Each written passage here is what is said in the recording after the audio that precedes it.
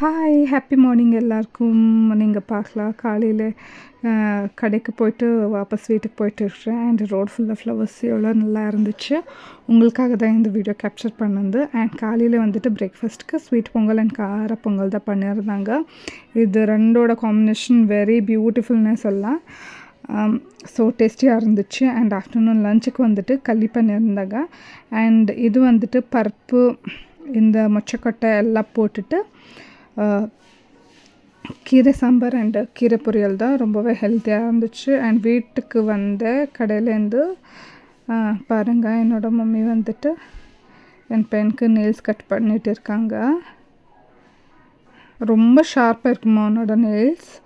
And அவங்க அப்பா வந்திருந்தாங்க. ஸோ ஈவினிங் போயிட்டு சுகர் கேன் ஜூஸ் குடிச்சிட்டு வந்திருந்தோம்.